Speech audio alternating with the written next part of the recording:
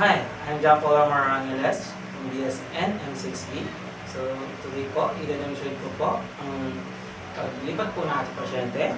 Nagsimula po siya sa bed to chair. So, go. Game po. Good day, sir. Ako po si John Paul Marangeles, nurse to the nurse. Ngayon po ay lilipat ko po kayo na galing po kayo sa bed, papunta po dito sa upuan. Okay lang po ba, sir? Okay, sir. So, okay, sir. Tulungan ko po kayong umupo. Papunta dito sa gilid ng kama. Dahil nandito po yung injury nyo, mauna po yung malakas po na paano nyo, pababa. Okay, sir. Tulungan ko kayo. Okay, 1, 2, 3. Okay, sir. Okay lang po ba kayo? Then, lalak ko po yung gulong ng mga upuan at saka yung kama po. Then, papasukin ko po muna siyang tsinelas para po hindi kami madulas.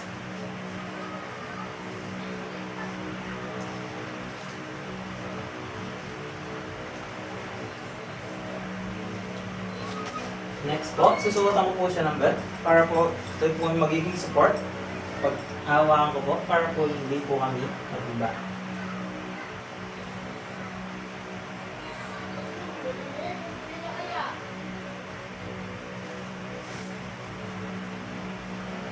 Okay po, sir. Umawak po kayo dito sa galingat ko po. Huwag po kayong awak sa leg ko dahil mali po yan. Pagbilang ko po ng 3, lalagay po yung pa ako sa gitna ng kanyang paa. And then, pagbilang po ng 3, tatayo tayo ng 1, 2, 3. Okay? Ingat lang po. Hanggang po tayo papunta sa upuan at umupo ng right daan po. Okay? Thank you. Then, akit ko na po yung paa niya dito sa mga patuan ng paa. Okay. Ayan, aalisin po yung bird.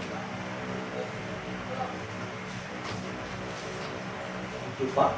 Then, kapag po lalabas ng pinto, haba pong naka-wheelchair yung patient, lagi pong mauuna yung nurse, papalabas po ng pinto, habang nakabaliktad po papalabas sa pinto.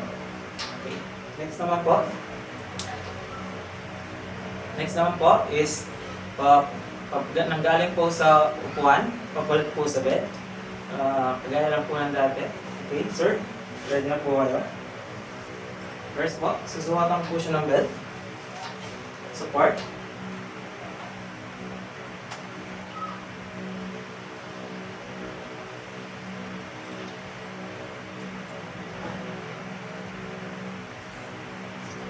Then, bababa ko na po yung paa niya.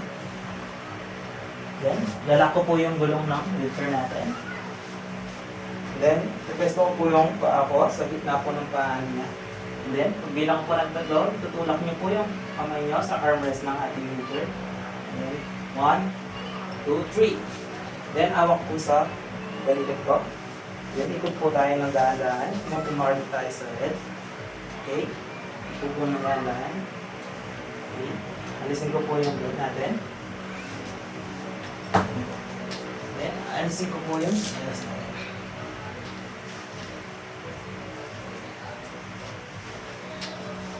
Then, tulungan ko po yung pigeon natin para mag-iga po ang comfortable position.